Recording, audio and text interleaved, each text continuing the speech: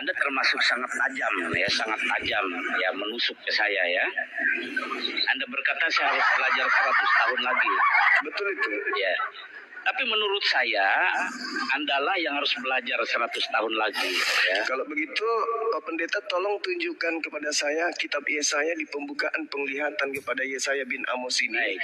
Bercerita tentang Yesus, di mana itu diceritakan? Karena di situ sudah disebutkan nama. Baik. Ada nama di Saudara, situ ya. disebut. Baik. Usia, Yotam, kemudian Hezekia, kemudian Ahaz. Nama Yesusnya di mana terselip, Pak? Baik. Silakan. Perhatikan dengan baik. Apa yang diminta oleh Juma saya akan kasih tahu ya, Yesaya 1 ayat 1. Penglihatan yang telah dilihat Yesaya bin Amos tentang Yehuda dan Yerusalem dalam zaman Usia, Yotam, Ahaz dan Hizkia, raja-raja Yehuda. Perhatikan dengan baik. Itu sebab saya katakan, ya, Gerunda Juma harus belajar Alkitab 100 tahun lagi. Ya, karena satu, Gerunda Juma tidak memahami timeline, tidak memahami rentang waktu dalam setiap peristiwa.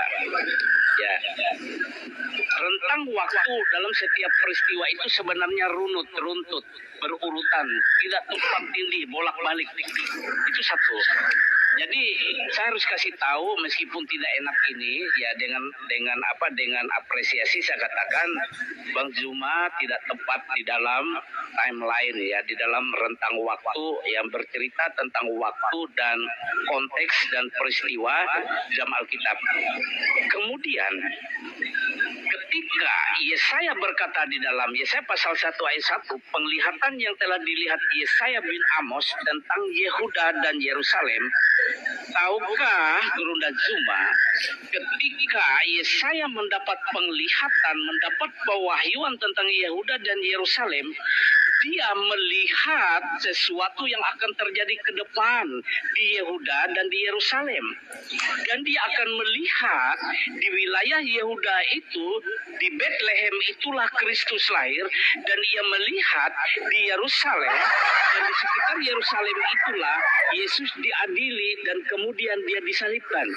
Jadi walaupun Yesaya tidak menyebut nama Yesus di dalam Yesaya pasal 1 ayat 1 ini, tapi kejadian di masa yang akan datang di Yehuda dan di seluruh Yerusalem itu Yesaya sudah melihat, mendapat pewahyuan dari Allah sehingga dia bernubuat menceritakannya, sehingga sampailah kita kepada yang namanya Yesaya pasal 9 ayat 5, sebab seorang